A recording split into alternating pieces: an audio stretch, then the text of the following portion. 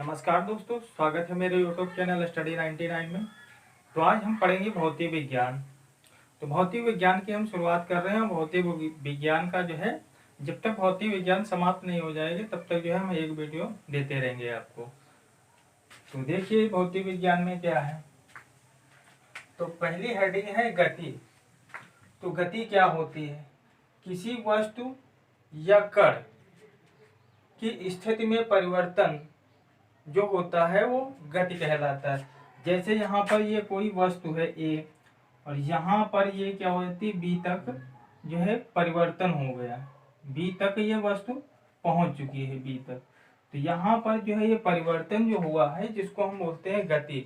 जैसे कोई व्यक्ति जो है या कोई वस्तु है, ठीक है, तो वो एक स्थान से दूसरे स्थान तक जो है पहुंच रही है, तो उसको हम बोलते हैं गति कहते हैं।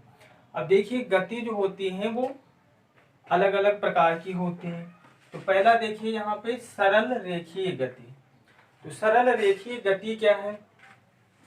तो सरल रेखीय गति जो होती है, जिस वस्तु या व्यक्ति, ठीक है, वस्तु या व्यक्ति एक ही दिशा में वो गति करता है, एक ही दिशा में वो स्थानांतरित होता है। जैसे यहाँ पर ये सीधी रोड है और सीधी रोड पर कोई व्यक्ति क्या है, यहाँ पे एक व्यक्ति जा रहा है, ठीक है।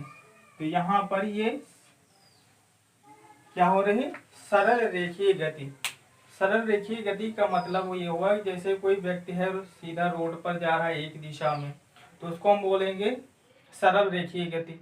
या जैसे कि आप क्या है कि एक रोड पे जा रहे हो, ठीक है, तो वो आप क्या कर रहे हैं, सीधी दिशा में जा रहे हैं, ठीक है, तो वो क्या हो गई, सरल रेखीय गति हो गई। अब देखिए नेक्स्ट है वृत्तीय गति।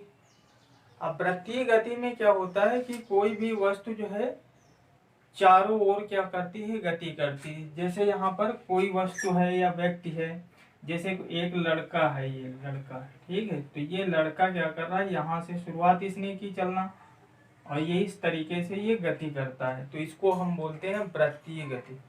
जैसे साइकिल में, ठीक, साइकिल को क्या करते हैं, चारों तरफ क्या करते हैं, घुमाते हैं चलाते हुए, तो वो क्या हो रही है, वृत्तीय गति। या किसी पार को क्या कर रहे हैं, घूम रहे हैं, ठीक है, चारों ओर, तो वो क्या हो गई, वृत्तीय गति।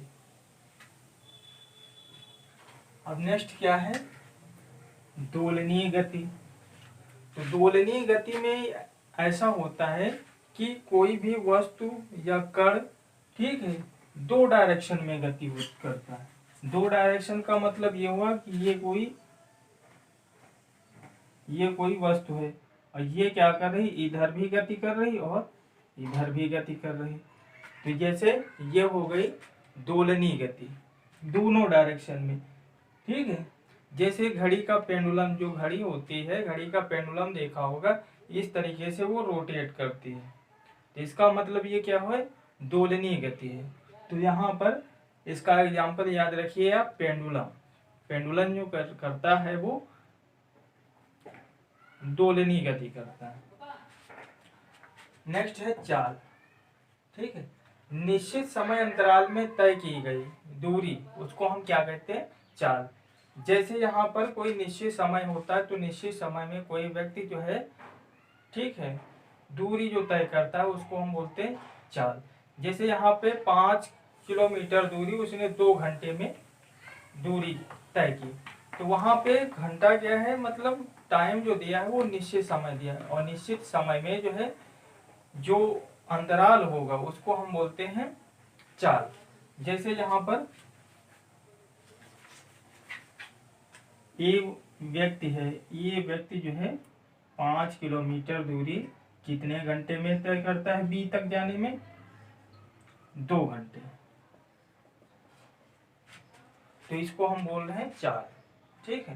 तो चाल बराबर क्या होता है, दूरी बटे समय। फार्मूला होता है चाल बराबर दूरी बटे समय, ये इसका मात्रक होता है। अब इसका मात्रक हम निकाल सकते हैं, मीटर प्रति सेकेंड। दूरी का क्या होगा, मीटर, और समय का सेकेंड, तो यहाँ पे क्या हो जाएगा, मीटर प्रति सेकेंड हो जाएगा। नेक्स्ट क्या है विस्थापन, कि प्रथम बिंदु से अंतिम बिंदु तक जो वस्तु स्थानांतरित हो रही है, ठीक, उसको हम बोलते हैं विस्थापन। जैसे कि कोई वस्तु है तो कोई वस्तु को क्या करते हैं, एक स्थान से दूसरे स्थान तक क्या करते हैं, उसको उठा के रख देते हैं, तो वहां पर ये क्या हुआ है, विस्थापन हुआ।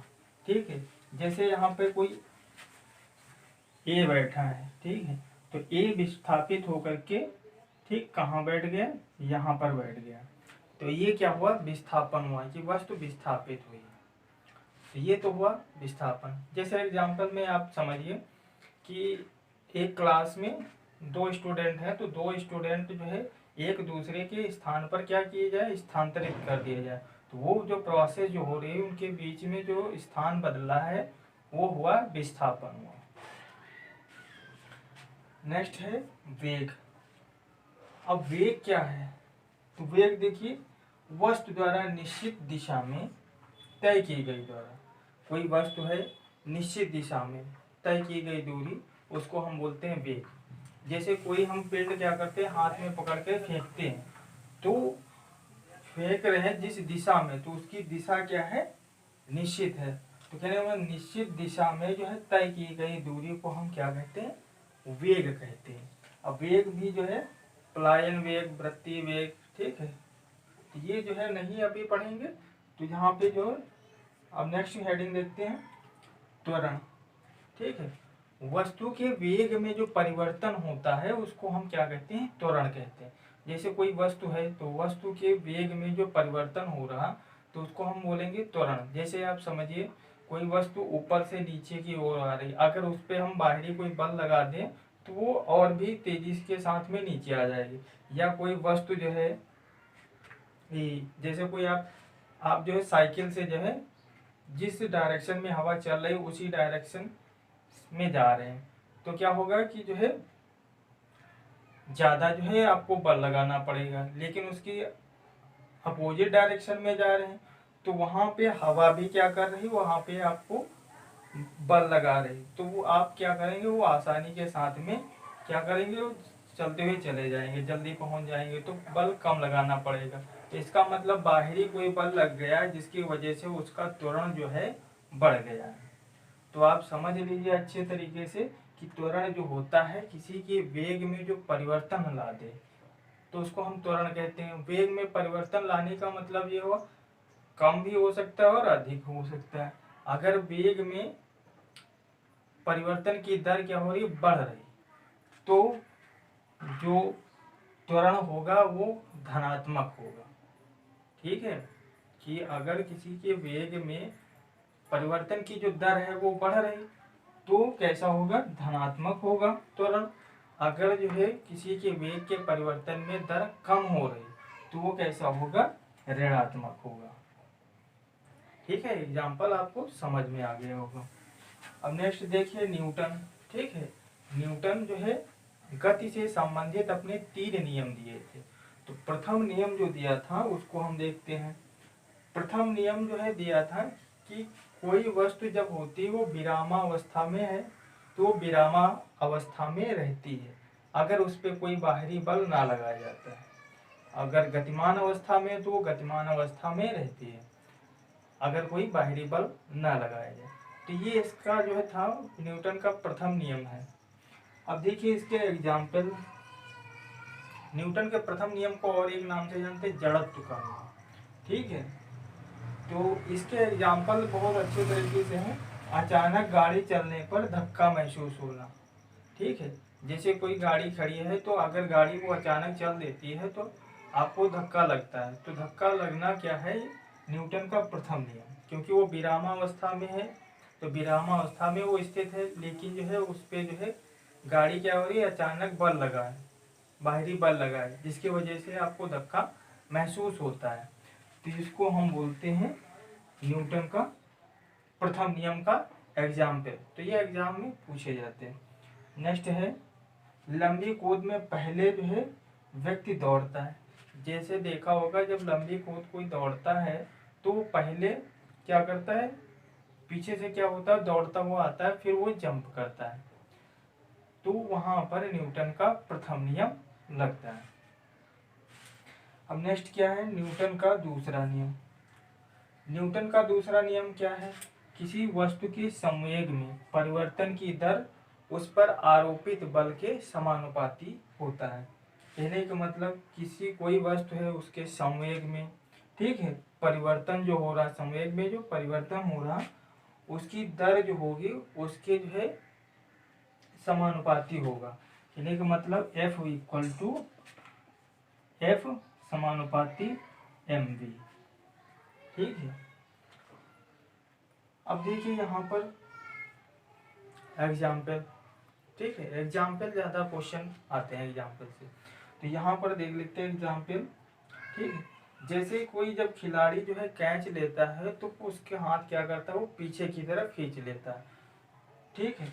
तो ये किसका एग्जाम्पल है, न्यूटन के दूसरे नियम का एग्जाम्पल है, ठीक। जब कोई व्यक्ति जो है कैच लेता है, खिलाड़ी या व्यक्ति, ठीक है, तो कैच लेता है और अपने हाथ क्या करता है, पीछे की ओर खींच लेता है। अब नेक्स्ट क्या है, न्यूटन का तीसरा नियम।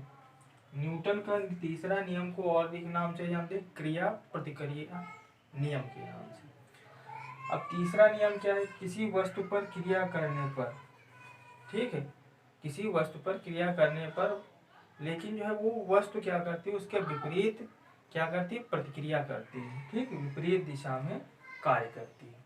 जैसे क्या है, आपको जिस किसी भी व्यक्ति को अगर थप्पड़ मारा जाएगा तो जितना जो है उस पर चोट लगी उतना है क्या है उस व्यक्ति को भी लगे। तो यहाँ पर ये क्रिया प्रतिक्रिया का नियम है। यानी कि मतलब जिस वस्तु पे जो है हम कार्य कर रहे हैं लेकिन वो वस्तु भी हमारे ऊपर उतना ही कार्य कर रही है। अब जैसे इसका जो है एग्जाम्पल, बंदूक से गोली चलाने पे धक्का लगना। जैसे बंदूक है तो बंदूक की जब गोली चलाते हैं तो वहाँ पर पीछे की ओर बंदूक भी क्या करती है, धक्का देती है और आगे वो गोली भी निकल जाती है। तो ये हुआ न्यूटन का तीसरा नियम का एग्जाम्पल। जैसे नदी में, जब दूसरा एग्जाम्पल समझिए, जैसे नदी में है, नदी में जब आप छलांग लगाते हैं तो पैर क्या करते हैं, आप नीचे की ओर क्या करते हैं, पुश करते हैं, तब आप क्या करते हैं, नदी में जंप करते हैं। तो यहाँ पर जो है क्या हो रहा कि हम जंप तो कर रहे हैं लेकिन पीछे भी क्या कर रहे हैं, पैरों से क्रिया कर रहे हैं, ठीक है। तो ये हुआ क्रिया प्रतिक्रिया का नियम। तो दोस्तों समझ में आया होगा, तो वीडियो को लाइक शेयर सब्सक्राइब जरूर कीजिए। धन्यवाद।